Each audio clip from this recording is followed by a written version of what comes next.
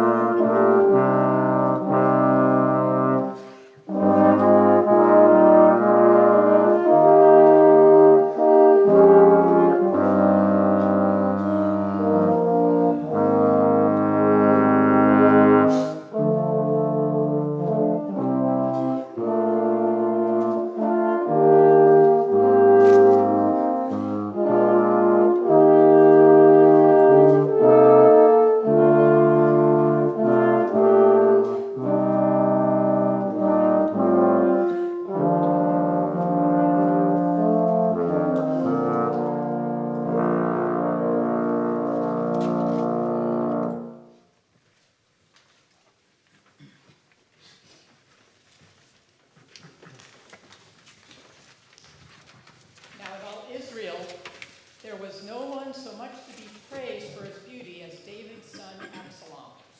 From the sole of his foot to the crown of his head, there was no blemish in him. But Absalom set himself against his father, and the conspiracy grew strong, and the people with Absalom kept increasing. And a messenger came to David, saying, "The hearts of the men Israel have gone after Absalom, and he has raised an army against you." And so David fled the city.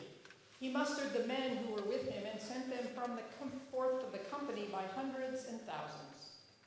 And David spoke to Joab and his commanders, saying, "Deal gently for my sake with my son Absalom." And so the army went out into the field against Israel, and the battle was fought in the forest of Ephraim. The army of Absalom was defeated there by the servants of David, and the slaughter there was great on that day. Now Absalom happened to meet the servants of David, and fleeing on his mule went under the thick branches of a great oak. His head caught fast in the oak, and he was left hanging between heaven and earth, while the mule that was under him went on. And 10 young men, Joab's armor-bearers, surrounded Absalom and struck him and killed him. Then the Cushite came to David, and the Cushite said, "Good tidings for the Lord my king, for the Lord has vindicated you this day, delivering you from the power of all who rose up against you." And the king said to the Cushite, "Is it well with the young man Absalom?" The Cushite answered, "May the enemies of my lord the king and all who rise up to do you harm be like that young man." And David wept.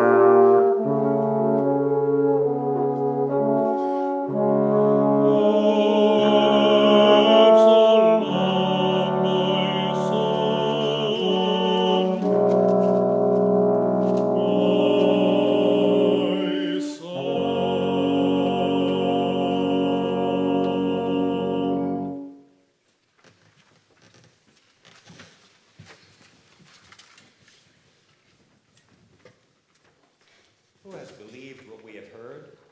And to whom has the arm of the Lord been revealed? For he grew up before him like a young plant, like a root out of dry ground. He had no form or majesty that we should look at him, nothing in his appearance that we should desire him. He was despised and rejected by others, a man of suffering and acquainted with infirmity. And as one from whom others hide their faces, he was despised, and we held him of no account. Surely he has borne our infirmities and carried our diseases, yet we accounted him stricken, struck down by God, and afflicted. But he was wounded for our transgressions, crushed for our iniquities. Upon him was the punishment that made us whole, and by his bruises we are healed. All we like sheep have gone astray. We have all turned to our own way, and the Lord has laid on him the iniquity of us all. He was oppressed and he was afflicted, yet he did not open his mouth. Like a lamb that is led to the slaughter, and like a sheep that before its shearers is silent, so he did not open his mouth.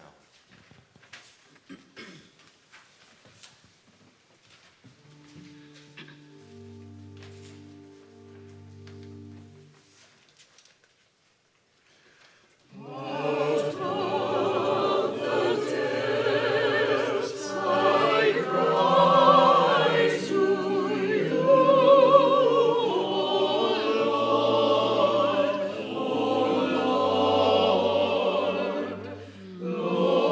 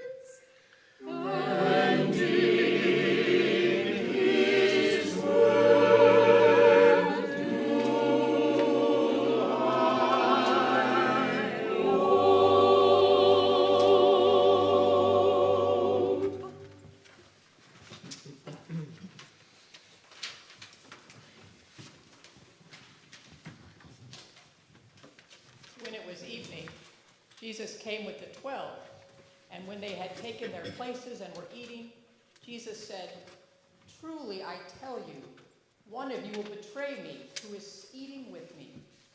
They began to be distressed and to say to him, one after another, "Surely not I." He said to them, "It is one of the 12, one who is dipping bread into the bowl with me. For the Son of Man goes as it is written of him. But woe to the one by whom the Son of Man is betrayed. It would have been better for that one to not have been born."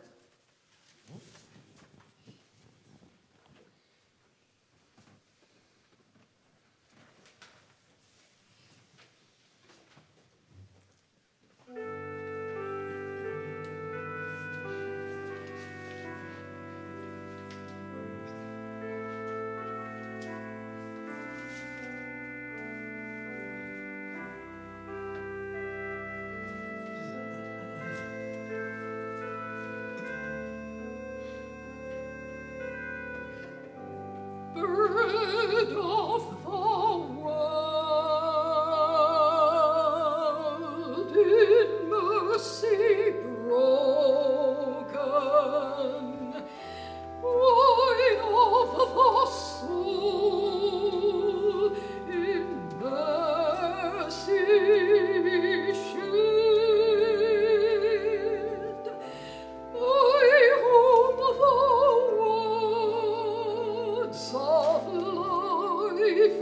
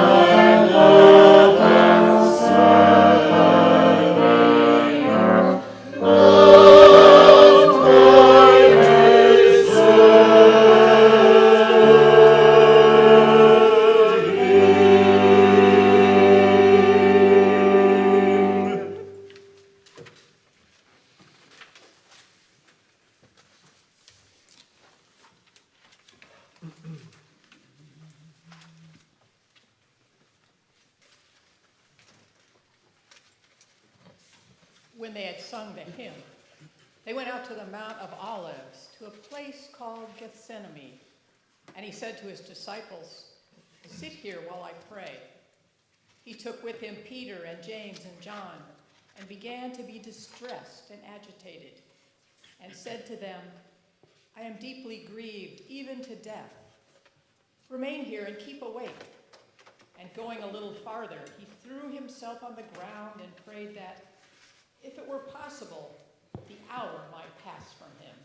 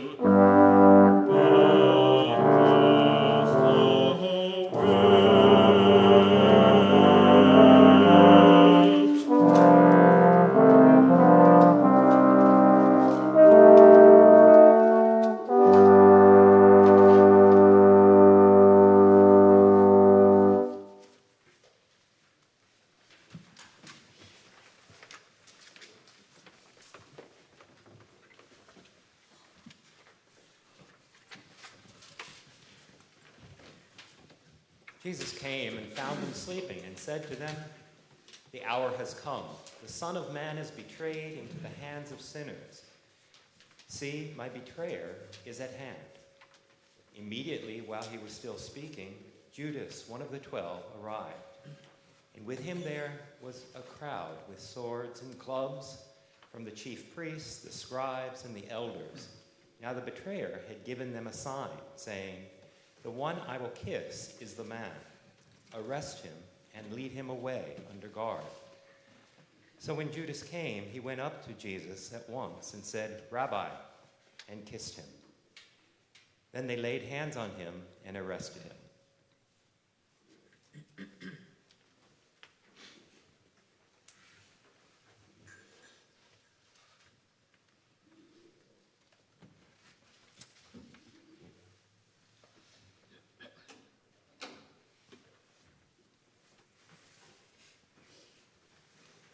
As soon as it was morning, the chief priests held a consultation with the elders and scribes and the whole council. They bound Jesus, led him away, and handed him over to Pilate. Pilate asked him, "Are you the king of the Jews?" He answered him, "You say so." Then the chief priests accused him of many things. Pilate asked him again, "Have you no answer? See how many charges they bring against you." But Jesus made no further reply, so that Pilate was amazed. Now, at the festival, he used to release a prisoner for them, anyone whom they asked. Now, a man called Barabbas was in prison with the rebels who had committed murder during the insurrection. So the crowd came and began to ask Pilate to do for them according to his custom. Then he answered them, "Do you want me to release for you the king of the Jews?" For he realized that it was out of jealousy that the chief priests had handed Jesus over. But the chief priests stirred up the crowd to have him release Barabbas for them instead. Pilate spoke to them again. "Then what do you wish me to do with the man you call the King of the Jews?" Crucify! Crucify! Crucify! Crucify!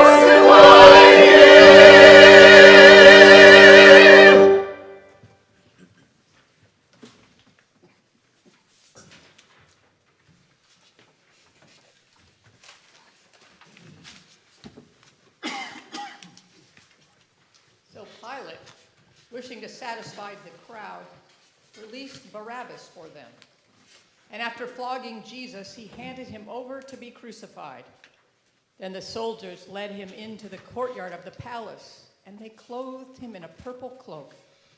After twisting some thorns into a crown, they put it on him. And they began saluting him, "Hail, King of the Jews!" They struck his head with a reed and spat upon him, and knelt down in homage to him.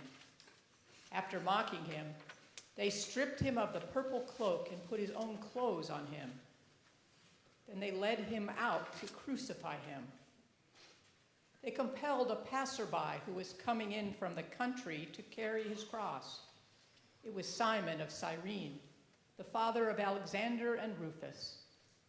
Then they brought Jesus to the place called Golgotha, which means the place of a skull. And they offered him wine mixed with myrrh, but he did not take it.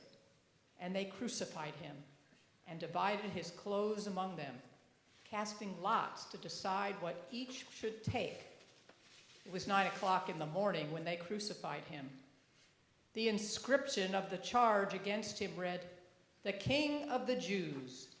And with him they crucified 2 bandits, one on his right and one on his left.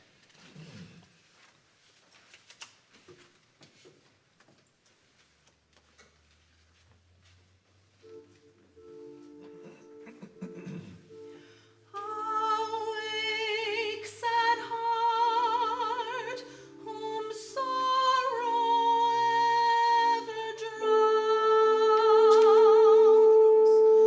Take up thine eyes which feed on earth.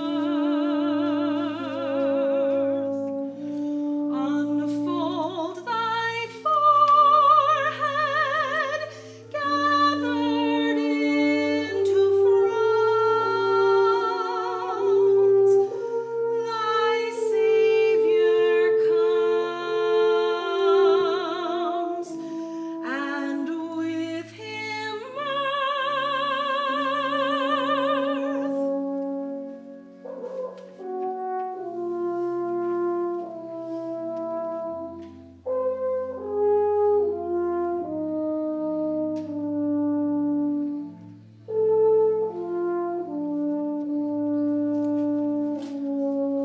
Awake, awake, and with a thankful heart his comforts take.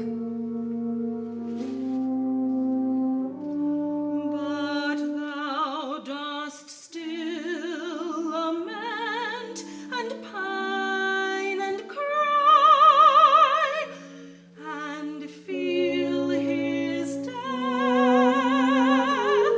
but not his victory,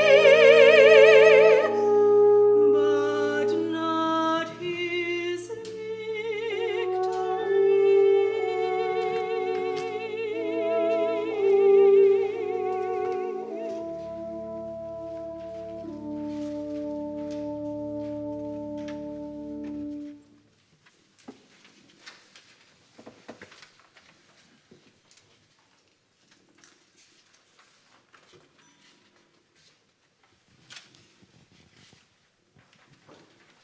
When it was noon, darkness came over the whole land until 3 in the afternoon. At 3 o'clock, Jesus cried out with a loud voice, my God, why have you forsaken me?"